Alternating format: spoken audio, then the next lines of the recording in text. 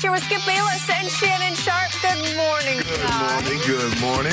You know, my Dallas Cowboys just might not win this year's Super Bowl, but they are definitely going to win tonight's Hard Knocks with the greatest performance this show has ever seen, topping your original performance as a Baltimore Raven, right? Who's starring? Jerry and Steven? They're all starring. The Emmy nominations to come. Well, that series always get Emmy nominated. You know that. Here we go. How much you want to bet Jerry is the first person we see when we watch Hard Knocks tonight? The debut. We will get to it. I promise you that. Oh, and by the way, Luka Doncic, that massive payday. We will be all over it. But first, we begin with the latest surrounding Shannon's team, the Lakers, because they had a busy start to free agency, headlined by trading Montrezl Harrell, KCP, and Kyle Kuzma to Washington in exchange, as we know now, for Russell Westbrook, giving LeBron and AD a big three in LA. But before the trade, the Lakers were reportedly very close to trading for Buddy Hield. And according to new reports, LeBron was the deciding factor in the last-minute switch because he preferred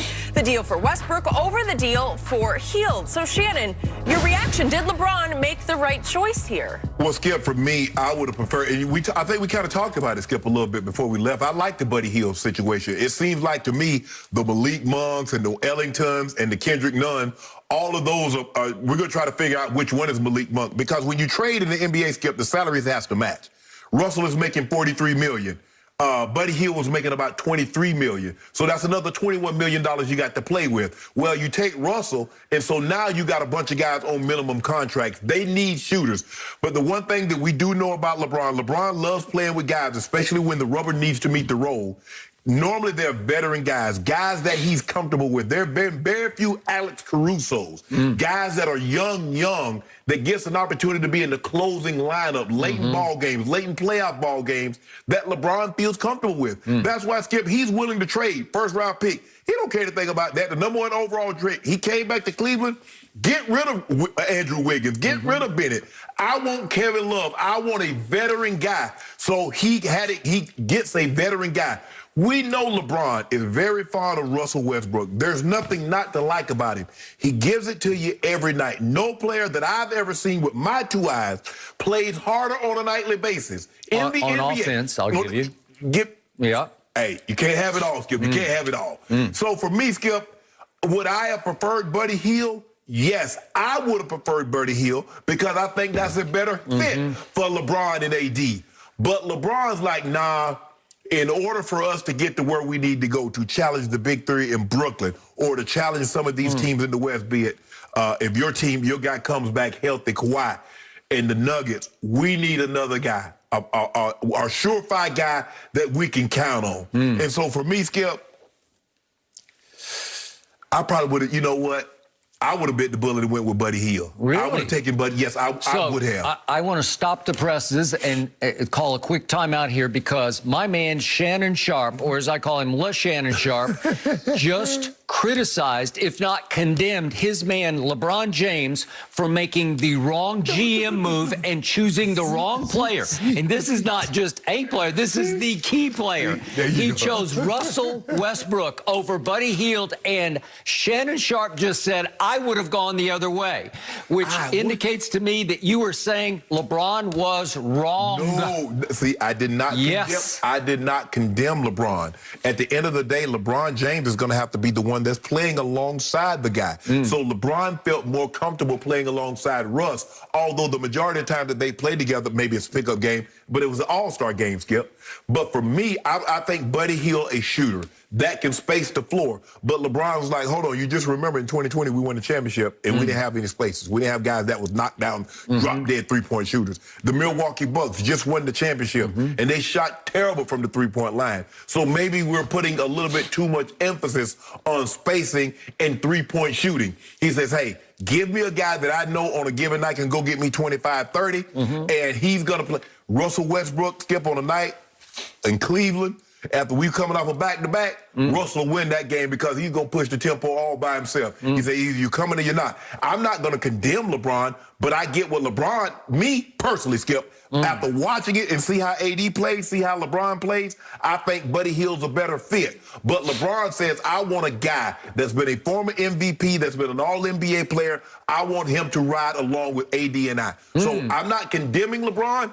Would I have chosen Buddy Hield? I would have chosen Buddy Hield. Okay, so you just said that LeBron decided he was more comfortable, those were your words, more comfortable playing alongside Russell Westbrook.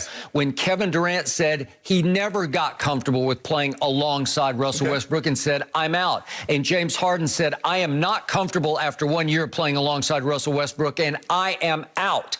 And Paul George had the option to leave playing alongside Russell Westbrook and jumped at the escape hatch provided him by Kawhi Leonard, who had the option of bringing in Russell Westbrook or Paul George and chose Paul George over Russell Westbrook. All those players said no, no, no, no, no to the player that LeBron said yes to. And yet, I 1,000% agree with your basketball analysis of this because it's not even close. It is a no-brainer, as in, LeBron, you have no brains if you're going to choose Russell Westbrook, a disaster waiting to happen, the all-time ball hog, a guy who 4 times has led this league in usage rate and 4 other times was second in usage rate because he wants the basketball in his hands.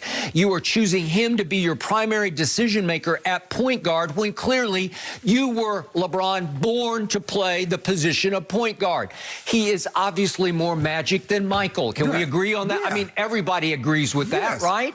So in the end, LeBron, I always say, you say, I hate LeBron. I don't hate LeBron. I call him almost every day on this show the best passer in basketball. He is still the best passer in basketball. Well, obviously, Kevin Durant is now by far the best player in basketball, the best player on the planet. We will discuss that later.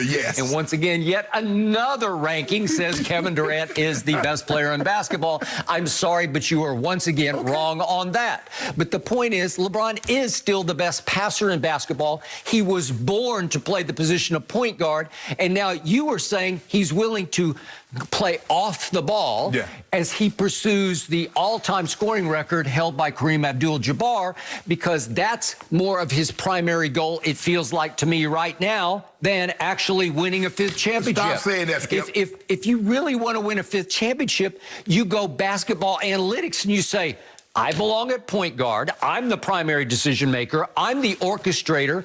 I'm the distributor. I make it all happen. It all initiates from me.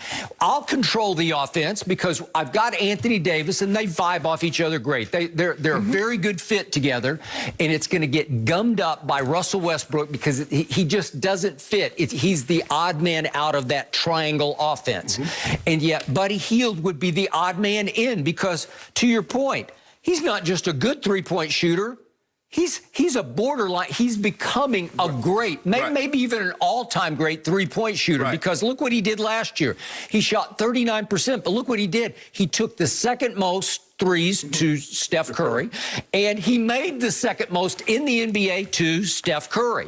I'm not saying he's Steph Curry, but he's in the, at least in the league of Steph Curry right now as a three-point shooter. Well, Skip, if you look at LeBron when he was in Miami, he was surrounded by three-point shooters. He had Shane Battier, he had Ray Allen, he had Mike Miller. He had guys that could make threes. He had Kyle Korver. Now, I'm not saying Buddy Hield can shoot the ball at the clip that Ray Allen and Kyle Korver. I'm not saying that, but Kyle Korver, I think he's in the ballpark. But the thing is, Buddy can also put the ball. Buddy will shoot the mid-range. He'll also put the ball on the floor and get to the hole. He can. So he's just not a stand in the corner or stand at the top and shoot the three ball. He averaged 17 a game for Sacramento last year, and he had a career high 2 years back of 21. So that's what he is. He's in that 20-ish range, and he's a deadly three-point shooter. And I've seen him take and make a lot of big threes. I know Sacramento isn't in position to take and make a lot of big threes, but he will do that. He would be the perfect fit for LeBron James. Is this a situation, Skip? A guy is really good at shooting threes on a really bad team. We've seen guys play exceptionally well on bad teams, and we think, okay, man, imagine this guy on a good team and what it would be. Look at Aaron Gordon. Look at Aaron Gordon in Orlando, and look at Aaron Gordon in Denver. So LeBron's like, hold on. It doesn't matter where Russ is, be it OKC, be it Houston, be it DC. Russ gonna give me 25, 10. Now, they don't need that. They don't need the triple-double Russ. But LeBron realizes that he's capable of giving us that on a given night. If one of us is out, if Russ is in, and there's no LeBron, and just AD, LeBron like, okay, we can keep this thing going. If there's no AD and there's Russ and Bron, we can keep it rolling. And I think Bron at the end of the day said, well, if one of the big three are out, with Buddy Hield, is that gonna be enough? So. Okay, so what do I see that LeBron James, as the de facto GM of this team, you can't tell me he didn't initiate most of these moves, if not at least co-sign with Rob Pelinka on all these moves. I'm going to give LeBron credit because I told you yesterday, I really like all the moves except for the Russell Westbrook, which unfortunately disqualifies all the nice moves that you make. It undercuts them, it cancels them out because he's your point guard. Well, Skip, this is the problem that I have with you. You try to make it seem like everything that happens on a team is unique